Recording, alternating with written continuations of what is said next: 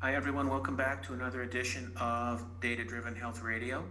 Today, my guest is Dr. Darren Schmidt, and Dr. Darren runs the Nutritional Healing Center in Ann Arbor. And Darren and I are going to dive deep into a wide range of topics that pertain to specifically nutritional therapy for a wide range of chronic illnesses. So, Dr. Darren, thank you for taking the time out of your busy day. We've connected on a number of different initiatives, the work you're doing with patients, the work you're doing to spread the good word through nutritional therapy, through some of your products you're bringing to market, the magazine you're publishing, which is awesome. So I want to talk more about that good work. I think it's long overdue that we have something like that. And we roll in a lot of the same circles in terms of the technology and the testing that we use and support in Heads Up Health that aligns well with your practice. You're a data-driven practitioner, so we'll have a few nerd moments on this session where we can talk some specific numbers.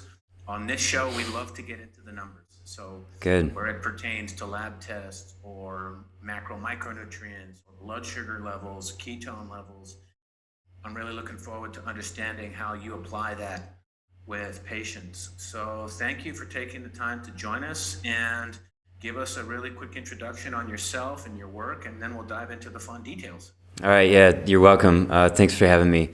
So I'm a nutrition-based chiropractor since I graduated in 97, started nutrition in 98, and I stopped all insurance in November of 2005. So I don't have that kind of regulatory agency above me that's paying me. It's all direct from my patients. Okay, so that puts me in a position where, back to supply and demand. So patients are demanding they get better, and I have to come up with a supply. So I think taking the insurance out of that scenario has forced me to be a better and better clinician. I mean, So, you don't like getting bogged down in submitting claims and codes for reimbursements for pennies on the dollar? well, that's part of it, but it's more, and I knew what I was getting myself into, I want it to be direct relationship between me and my patients. Yeah. And I did take insurance from 97 to 2005. And I was filling out these forms, and none of the insurance companies did not ask me, will the patient get better? They never asked that question. They just wanted to know how long is treatment and why. Yeah, Nothing no. related to outcome. Right, they were not looking for the outcomes. Yeah. Yeah. So you've been ahead of the curve behind the nutritional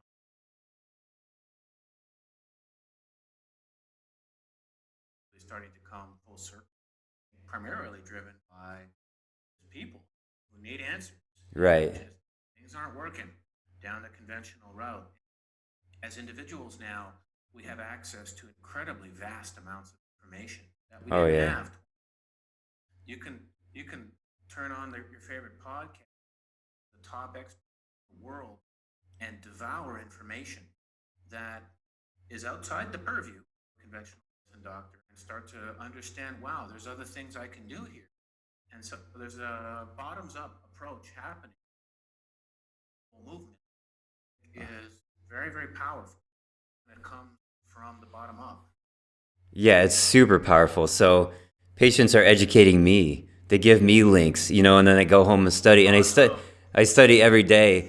And Yeah. and there's people that can't study very well. So Well, sure, they're sick. They have brain fog. They're busy. They have they're family. They're trying to right. make ends meet. They just need help. Exactly. Yeah. Cool. Yeah. So you see a wide range from all walks of life. Your practice. Take us through a typical day in the life. Sitting down with time. Come in with concern. How do you start working with said? Okay, so well, they list out all their symptoms, and there could be a lot, or there could be a few. And but the bottom line is they'll say, I want to feel better, and they'll say, I want to optimize my health, and it comes down to that. So I do an assessment on their diet, and then I do a biofeedback technique, a muscle testing technique, to get an idea like what's going on with their body. And Tell us if about that. What is that? yeah, it's a form of muscle testing where the patient holds their arm up, and I'm I do familiar with that. My yeah. chiropractor did that on me. Yeah, then I do things to their body, like I'll push on their thyroid, or I have them look into a light, or I have, and then they push on their arm, and if their arm goes weak, I know something's going on. And then and the testing procedure now when I do it, I can get a lot of information in 5 minutes. And I order lab tests, and people always have a bunch of lab tests. They come in with them. I look at those numbers and figure out. What are some of the ones that your eyes go? Well, when it comes to lipids, I'm looking at Conventional medicine. Yeah, when it comes to lipids, I look for VLDL. That needs to be less than 19. And so some of these LDL can be very high, and I don't pay so much attention to that. It's more about the VLDL. What other? So hang on a second there. So LDL is something on a very common basic. Yeah. And a lot of doctors out there will red flag your LDL reading. Right. So for people who are listening, they may go to the doctor, especially if they're on a high-fat diet. The LDL may actually be high, but you're saying there's a more sensitive version of the VLDL. Right. So you're looking at that test, that's not or below. Exactly. So there's this. And if it's not, what would that suggest? They're eating too many carbs, and they're eating carbs with fat. Yep. And it should be lower the carbs. You can keep the fat higher, and then you have to also. I recommend ketosis in that scenario.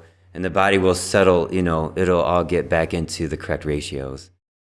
Cool. So when you see VLDL carbs, how does that relate to, for example, someone's triglyceride levels? Because I know that's also an indicator that there's refined carbs in the diet. Right. Yeah, in ketosis, the triglycerides is the first thing to drop down. I've seen triglycerides as high as 2,000. We want them, they can come down to 80.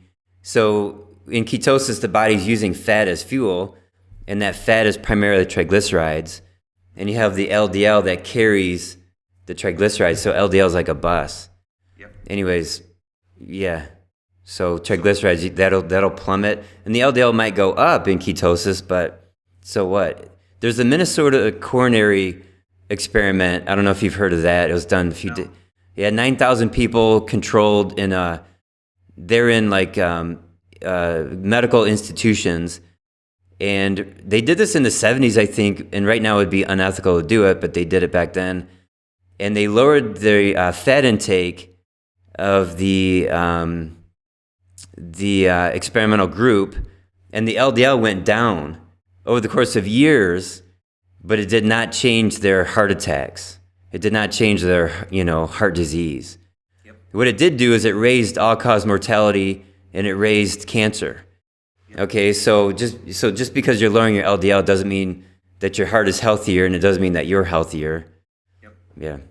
So you're obviously working with, depending on the individual, but putting ketosis, some of these numbers Right. out of range. Right. It may not be something that has been recommended to them through conventional care. Right. So tell us how you get someone on the path. I know that there are devices out there like the keto-mojo, which we're big supporters of, Yeah. that give biofeedback. The first thing you mentioned on this show was the first thing you do is some biofeedback around the muscular system. And there's biofeedback around blood sugar and ketones. There's obviously an educational component. Right. Because a lot of people have never counted a carb before. Right. I know that when you're drinking the Kool-Aid every single day, like you and I are, it's just second nature. So when the average Joe walks in the office and there's obviously some early signs of resistance or the waist circumference, how do you take a lay person 0 to 60? Well, the first step is I have them use an app called Chronometer. Does your company work with Chronometer? We do integrate Chronometer. Okay, great. Great partner.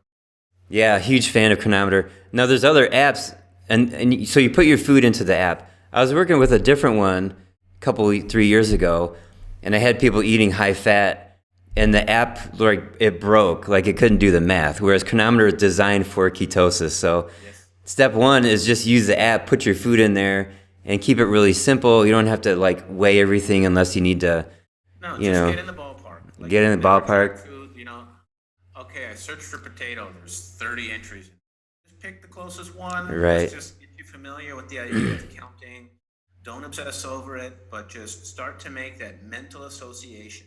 Right. And I think that's part of the battle, rather than even the absolute numbers. Is just for the first time, the light bulb's going off. Yeah. Wow, okay, I didn't realize how hard it is actually to get those carbs down and the protein and the fat up, but you're building that association.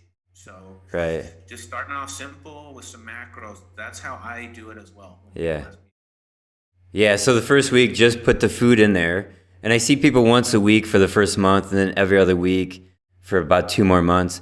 So it's a step by step process. Now, some people see my YouTube channel and they start doing it right away. And they come to me, they've been in ketosis for a month, So there's boom, different yeah, like gradients. sure. Yeah.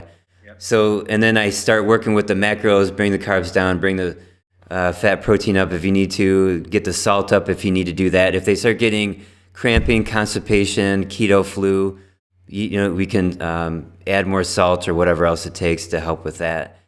And then watch for results. So then they do a blood test in 3 months or 4 or 5 months, see what happens with the basic lipid panel, watch their weight. Some people will lose weight initially and then they won't. So you got to drop the fat grams down, and then what's interesting for men is that they'll lose their belly inches, but they're gaining muscle. So their weight, For me, they, my weight's the same. 2 years later on yeah, keto, I have it all in Heads Up Health meticulously. I've had my weight with the same scale. I've had the same $59 bathroom scale that does weight and body fat. And I can go back years before I was, quite frankly, still eating the standard American.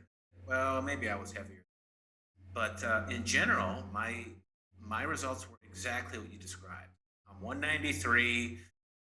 It's just, but I have my waist circumference as well. So my body's completely changed physically, but the actual total mass is actually yeah, not much different than where I started. right, So you see that a lot as well with men. yeah. Cool. And then give us an example of the panel you'd ask someone to run on a perhaps quarterly basis initially, and then taper it down. What's on your typical lab panel? We love labs. We love getting into the numbers here. So you obviously mentioned the basic lipid panel, but that doesn't capture VLD, does it? It sometimes does, sometimes doesn't. If it doesn't, what you do is you take the total the total cholesterol minus LDL minus HDL, and you get VLDL that way. Okay. All What right. else are you looking at? Well, I'm looking for any kind of autoimmune issues like the thyroid antibodies, viral. Like I said, a lot of people who see me, they've been through a lot of standard medicine, and they've discovered Epstein-Barr from 15 years ago. So we're checking that kind of stuff out. I've run some viral. You see Epstein, you're working on there. That's viral. There may be other viral loads. Right, yeah. So we have the antiviral diet. We have an antifungal diet. We got supplements that can help the immune system get rid of viruses, get rid of, fungus. Yeah. But I had all of the above, just for the record. What's when I first started working with functional medicine, I had a lot of work to do just on cleaning up the gut, cleaning up viral load, and it was cool because I could do the functional test Right. that would show the viral load. 6 months later, non-detectable. Right. And what's interesting too is the stool analysis that's available now with the DNA of various organisms, or GI map. GI map. That's a good one. Genova's got good ones. And there was somebody on Twitter was saying that as a vegan, his microbiome diversity in his intestines was like only at 3% of optimal, and he went carnivore, all meat diet. Now he's at like 97% biological diversity in his microbiome. Anyways, there's that. It's so multifactorial. Oh yeah. The things you look at, and I don't want to make this more complicated, but that's next generation medicine, in my opinion. And that's when you're looking at, okay, let's get some conventional labs. Let's look at the microbiome. There's important clues that come in the microbiome. And then there's a genomic component as as well, which needs. So Right. there's a lot of moving parts. Start simple, Yeah. and then work with experts like yourself who understand all of the different ways to examine the problem. Right. And that's, I Yeah. think, what And I works want to to. get heads up health.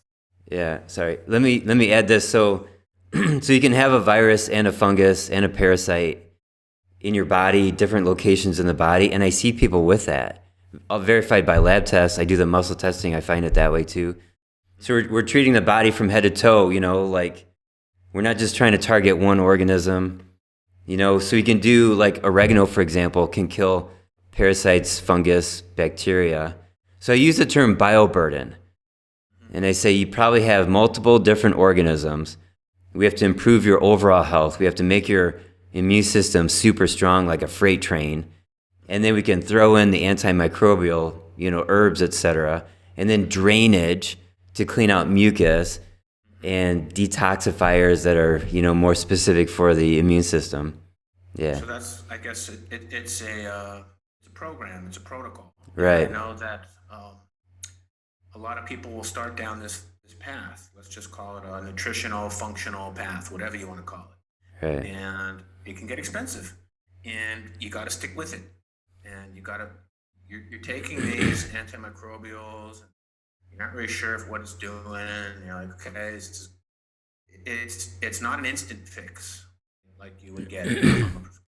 Right. Sometimes there's a need for prescriptions in some cases, but it's going to take 6 or 12 months. And I know because it worked for me.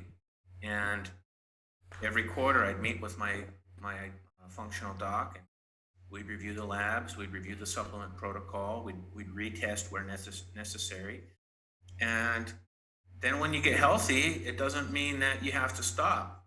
In this day and age, you have to be, it's a lot of freaking work. Yeah, it You is. got to stay on top of it. And even once you get to a good place, I know with me, it's like, okay, I got it all done, fell off the wagon for a while, not in terms of nutrition or diet or exercise, but in terms of really paying attention to the viral, the microbiome, all that stuff. And unfortunately, I don't think you can just let off the gas anymore. We're faced with too many pressures from all areas: food, water, air, diet, lifestyle, environment. And so we had Carrie Brown on this show, and she talked about her battles with mental illness. And she said you just have to be your own detective. Oh yeah. It doesn't just end. Obviously, it ebbs and flows, and you don't need to be obsessive over time. But it's my humble opinion that a lot of these functional tests should be run once a year. Heavy Right. metals, microbiome, stool, And if urine analysis, right, etc. and if you're really sick, like you did it quarterly, right? Yeah, and so I want to talk a little bit about you got to be your own detective. So all the experts and the conferences, the podcasts, the YouTube videos, plenty of information. Just keep going, keep searching, keep looking. Yeah. Yeah. That's partly why I built Heads Up Health, because I can listen to a podcast and somebody will say, "Oh, VLDL lesson 19," and I can crack open my Heads Up Health profile and look at my VLDL readings over the last 10 instant. Listen to the next podcast. If you got the COMT mutation, then you really need to be doing X. Oh, okay. I've got my genomic report here. What's my status? Right. So, the cool thing about what I'm trying to do is actually allow people to hear that incredible information and then go check it out. We just did this podcast that's coming out soon with Sarah Morgan, and her expert is nutrigenomics.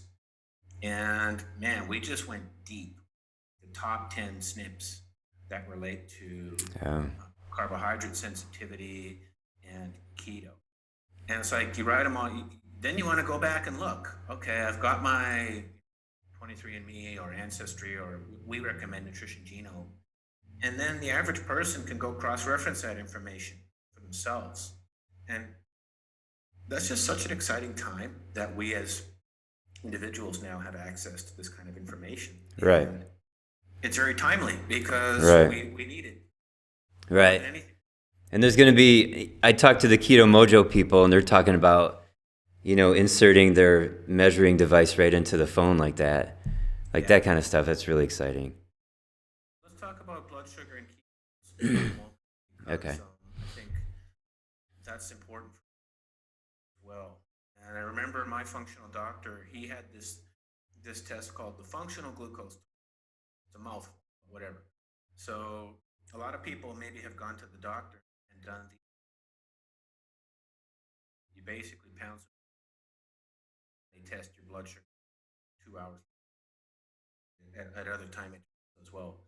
But he said, Dave, go eat your food. I don't care. And it could be bacon and eggs, Denny's, whatever it is. And he said, I want you to test your blood sugar before you eat that food. Okay? Eat the food. Set the timer on your phone for an hour. Actually, let's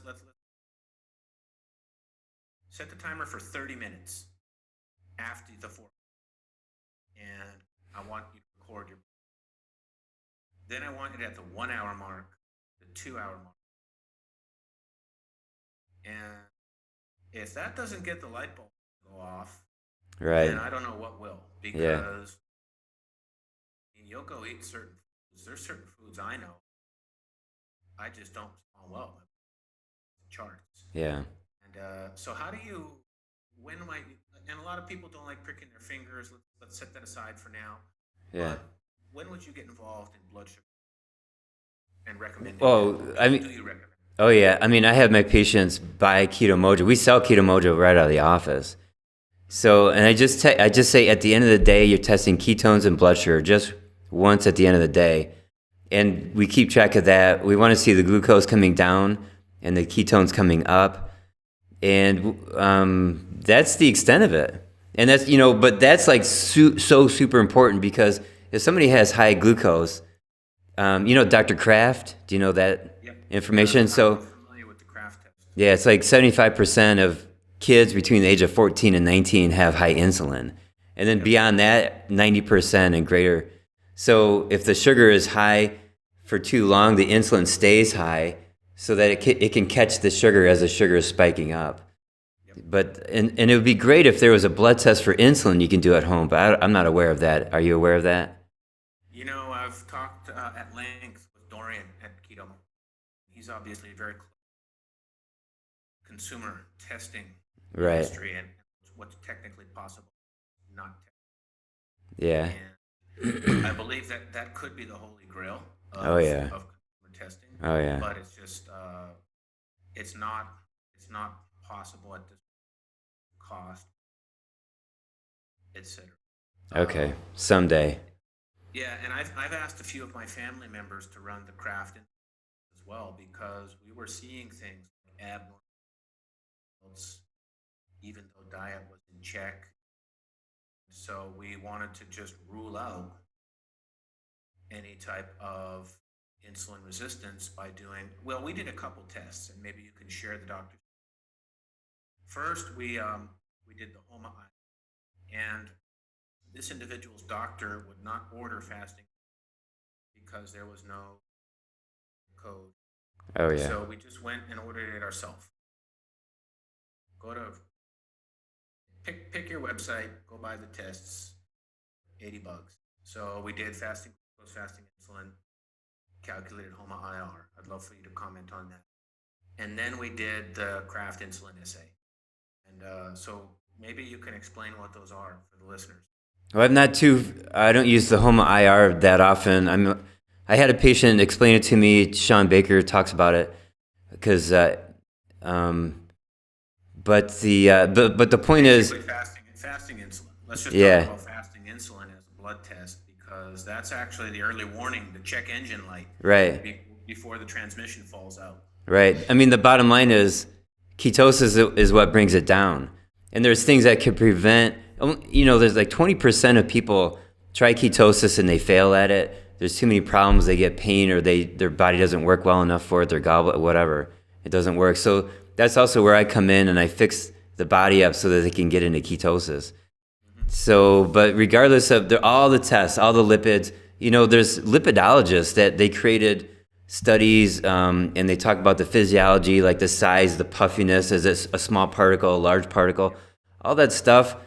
You fix it with ketosis. You fix it by lowering the carbs, and raise the ketones up, let the body shuffle it all out, do some detoxification, so there's many ways you can measure this. What's that? Yeah, get yourself a good sleep tracker. Make sure you got Right. a good, healthy circadian rhythm. Right. Get some exercise. Make sure the vitamin D levels are in check. Right. We don't want to make this too complicated. We can get a lot done just with getting that insulin to come down. Totally. Yeah. I mean, that's 90% of the battle right now in terms Oh, of for sure. global health epidemics. It's Yeah. just insulin resistance. Right. Yeah, the other part is the oxidation of the fats with seed oils, formerly known as vegetable oils. Like that's a close second to the high carbohydrate diet. Yeah, I Yeah. grew up in small town Winnipeg, Canada, and it was the canola oil capital of the world. What, for production of canola oil? Yeah, Wh- for the growing of the crops and stuff like that. And it stands for Canadian oil, canola.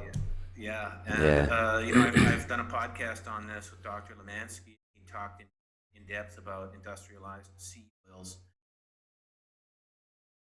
Is his Doctor Who? Is that Brian? No, Dr. John Lemansky. John LeMay. Okay, all right. Yeah, and so a lot of people back home, all of a sudden I'm getting these Facebook messages. Oh, canola oil? It's not good for me? Oh. And I'm like, Yeah. yeah, but yeah, vegetable oils, seed oils. Yeah, there's a guy that I follow on Twitter named Tucker Goodrich. I don't know if you know him. No, doesn't Yeah. go. Yeah, he was metabolic syndrome, overweight, heading towards diabetes. And the first thing he did was, well, he was off sugar for a long time, but he was still eating kind of high carb. And his first step for improving his health was to stop the seed oils. That was just like, hey, I'm going to stop salad dressing. And it completely changed his health. And anyways, it's fantastic what he says. But he talks about, in China and India, they eat 70% of their calories are from carbs. And that has stayed the same for decade after decade. But their diabetes and heart disease and all that, it's skyrocketing faster than in America. And why is it? Are they eating more white rice? No, they're not. It's their seed oils. They're getting rid of pig fat, and they're getting rid of coconut oil, and they're bringing in the canola oil, the seed oil, whatever's being sold to them. And it's just destroying their health. That's something we haven't emphasized enough. Seed oil. We talk a lot about the metabolic component, but that's a detail that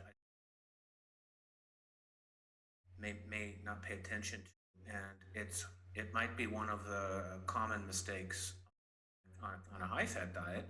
Yeah, for sure. What kind of fat in your diet as well. Right. Yeah, I remember this is a long time ago. I had a friend. He was vegan, and his buddy got fries with a lunch, and they're talking about the oil. And the guy that bought the fries said, yeah, but it was fried in vegetable oil, so it's healthy. It wasn't like lard. This is a long time ago. This is in the 90s. And in the 80s, they're using lard at the fast food restaurants, but they got rid of that. It was like banned, but that was healthy food. I grew up on oil and processed foods. Yeah. It wasn't until I was like in my early 30s where I had to actually, we don't figure this out. So Yeah. if we could somehow change the curriculum in the early school system, kids get ahead of the foods they're eating, connections. That should be like required education. Right. Yeah. There's a group called Nutrition Coalition. Have you heard of them? The name rings a bell. Yeah. Nina Teicholz is heading that. I know her for sure. Right. So the next change in the food recommendations are next year, 2020. They got to change it every 5 years. And she's trying to get really good scientists on that panel. Yeah. Hopefully it'll work out. Who knows? Well, you've got some other interesting business ventures that I want to segue into. And one of them happened in the magazine, Good Fat Life. Yeah. So tell us how that was born. Well, it started with a Good Fat company. So I had a friend, he gave me a food bar. It was organic. And he handed it to me, and he asked me if I wanted it. And I looked at the ingredients, and I said, no, thanks, and I gave it back to him. And he thought about that. He's in retail, grocery, wholesale. That's his business, is sales like that. And he called me up a few months later, and he said, if you were to make a bar, what would it be? And they said it would be higher fat, higher protein, lower carbs.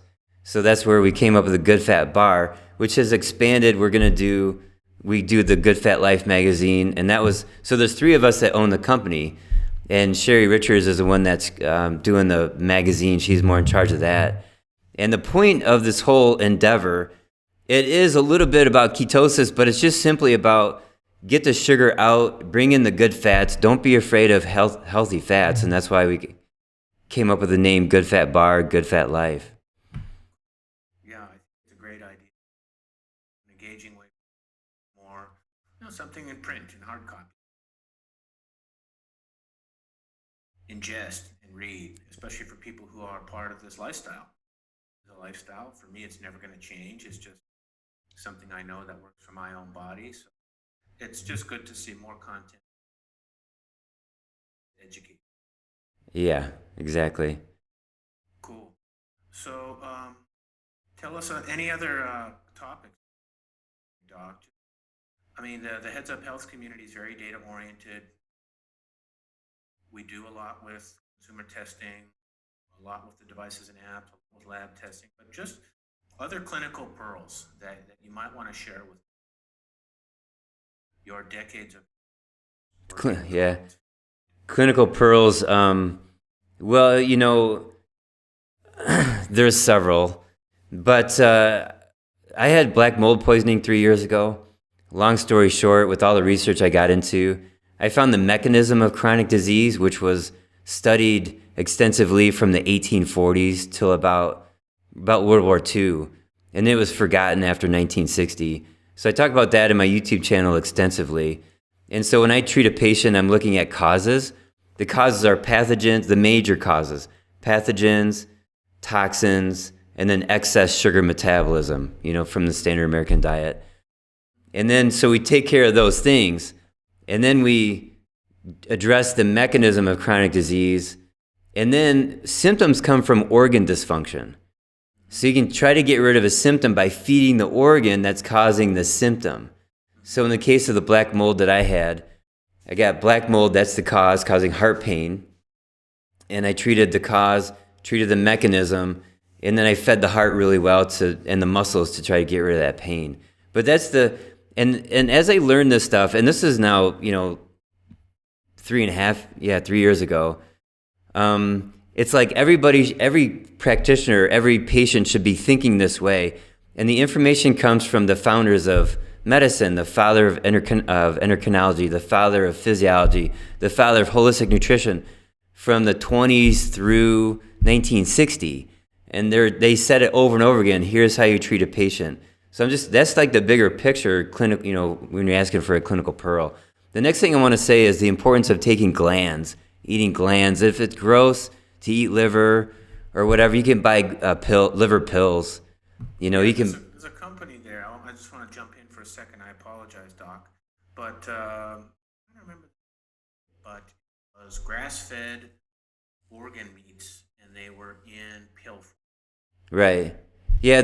I have a company that has one product. It's a multiglandular. It's got 9 glands in it, and there's another company called, I think it's Ancestral Health, and I think so, and they have single glandular products. They got a liver, they got a thymus or spleen, pancreas. What's the name of your product? The company's called Heritage Glandulars, and the name of the product is just called multiglandular. Cool. So I'm working on developing new products, and that's really exciting. Well, that sounds like a good one to have as just part of your standard regimen to make sure you're getting those incredibly healthy organ meats. Yeah, we position it like people take a multivitamin, multi-mineral, but the multiglandular, you can't take it every day for the rest of your life, or can't even take it every day for 6 months. You have to stop it because it has all the naturally occurring hormones that exist in those organs, in the cow and in the sheep. And so you can take it like every day for a week and then stop it for a week, or every day for a month and stop it for a month. Yeah. Okay, cool. Okay, so that's a good one. We've talked a little bit about pathogens, black mold, toxins, glandular supplements where necessary. Yeah. Other gems for us. Well, let's talk about toxins. There's lab tests for toxins, heavy metal, urine tests. Yeah. There's the Quicksilver Scientific. They have probably the best test for mercury in the body. I've run that a few times. And then you got to detox it if you have high levels. And even if you do a heavy metals test and you're clean, you still may have chemical toxicity. Yeah. And so I have a couple detox programs. I'm a fan. There's a company called Systemic Formulas. They have these boxes, like one box per month. And there's another company that I like called Cellcore Biosciences. They have a detox program. I'm a fan of both of these companies. Yeah. And I've run these detox programs on many, many patients. I've done them myself for the black mold. And I know the clinical results. I see the results over and over again. And then you can run the heavy metals test again and see what's come out, you know? That's the cool thing about talking to guys like you, is they've seen this 1,000 times. Yeah. So this is not just Dr. Schmidt on the air trying to sell you a supplement. Right. This is Dr. Schmidt saying, I've done this on hundreds, and I've seen the before and after results. Right. And and the patients get better. You know, you look back like, 2 weeks ago I felt worse and now I feel better. And then like a month later, a month ago I felt worse and now I feel better. And then later you get the lab results to actually prove it. And that's when people just go sky high, when they start to see it for themselves. Yeah. And then you just, like you said, you just keep going. It may take, I've had people poop out parasites for 1.5 years, 3 people, you know, and for detoxing metals, it might be 2-5 years, you know, it could be a long time to get the metals out. Just got to keep going. You know, I talk to a lot of people who, they share an interesting common story, which is like, they'd been sick for so long that it became normal. Right. So that was, their normal was like, had gotten so low that, crap, I didn't even realize how sick I was until I started feeling better, because I just thought that was how you're supposed to feel. It just becomes baseline. Right. And you start working on things. Oh man, okay, this is cool. How high can I go? So it's a discovery process and a lifelong learning process. Yeah. That people get engaged in. Right. I have a patient. He's doing really good with his diet. He's feeling much, much better. And then he went to his favorite Chinese buffet restaurant. And he walked out of there feeling like crap. And it's a big place. And I told him, everybody that goes there feel that way, but they don't know it. The only reason why he knows it is because he felt so much better. Well, yeah, that's the rub. It's sensitive. You know, some people might say, well, ignorance is bliss. You know what I mean? Yeah. But like, once you get sensitive to it, once you start, everything we've talked about goes back to your, and that's developing an awareness of your body. And through these programs, information, you develop that awareness, and all of a sudden you eat something like that, and whoa, I can't do that anymore. And you know, 5 years ago, you may have been eating that way every single day and not even known it. So you start to learn how to listen to the signal. Then you really start to learn about your body. I think if we can accomplish that, people as possible. That's why I work on what I do, helping develop. I think the key word is awareness. Right. Yeah. What your body's saying to you exactly. Yeah. And then another clinical pearl is fitness nutrition is human nutrition. Mm-hmm. So there's dozens and dozens of pounds of muscles in your body. That's the largest organ. The largest organ is not the liver, it's not the skin, it's not the brain, it's the muscles. And if you're not feeding your muscles, then your little tiny thyroid and your little tiny brain and your adrenals, they don't have a chance. So I just got to put that out there, because if you're physically fit and still not feeding your muscles, eating junk food, like what's the point? You're going to ruin your career, you know, you're going to ruin your knees. So ketosis is very important for that. And then some people going carnivore, you know, they're getting great benefit from that. But the point is, if your muscles are achy too often, or your muscles are cramping too much, You know, you lay down in bed and your back is hurting, your muscles in your back are hurting. That means your whole physiology is off. Yeah. Yeah. I personally have not gone down the carnivore path. I think it would be intellectually very interesting to try that. I know there's a lot of people that respond to that very well. I think, like anything, it's finding whatever it is nutritionally that's going to be the gateway.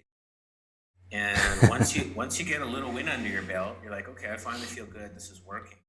And Right. then all of these other Yeah. doors open up. Yeah. You just start really learning how to. Then there's your eyes open up, and you start realizing there's so many more things we can do, and then it just becomes a journey. Right. So let's talk about time frames a little bit. So if you experiment with your diet, let's say you do a weekend of eating more meat, just 2 days of eating more meat, see how you feel on the third day, right? Now, or you can eat just a ton of vegetables 3 days in a row and then see how you feel with that.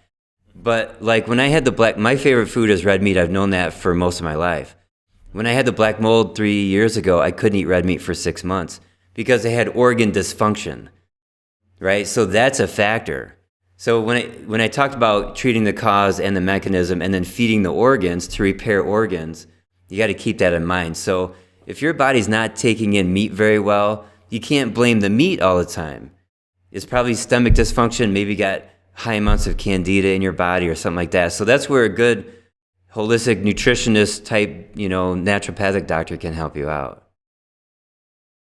Well, this has been incredible. I think we've covered a lot of really, really helpful, and love the work you guys are doing. We're hoping to partner up on Yeah. things with Good Fat Life magazine, and we'd like to do more with Heads of Health or company. So I think this is the beginning of our journey working with each other. I'm glad you made time for us. I know it's almost happy hour, low carb happy hour, of course. It's a Friday afternoon here. I don't know where are you, Darren? I'm in Michigan, so right now it's 6:40 right now. 6:40. It's 4:40 here. This has been an awesome way to end the stock time. Thanks for having me. I really appreciate it. It's a good conversation. Yeah, thanks. Yeah, it was fun. Okay, All right, see ya.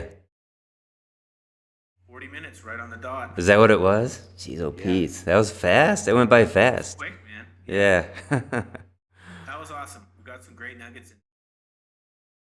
Cool. And we'll get all the show notes cleaned up. We'll get all the links in there. If you want us to your products, Okay. we're happy to promote. And, All right. So I recorded this from my YouTube channel. That's okay. I can put that on YouTube. yeah, cool. We recorded it as well, and we put it on our YouTube channel. So the video Okay. goes up to YouTube, audio to the podcast. Okay, cool. Yeah. How many interviews do you have on your podcast? Question. Probably up around. Okay, cool. Just curious. Yeah, we publish bi-weekly. Okay. And we just published 31, which was actually on Heavy Metals. Oh, cool. And yeah, we've got about 5 or 6 queued up. So, All right. Who did you interview for heavy metals testing? Dr. Justin Makajani. Oh, yeah. I know him. Yep. And yeah, so we're getting there. I love doing it. So it's something I enjoy. Yeah, sounds And good. if there's any way I can reciprocate, Doc, let me know. All right. All right, man. All right, we'll keep in touch. All right, take care. All right, ciao. Okay, bye.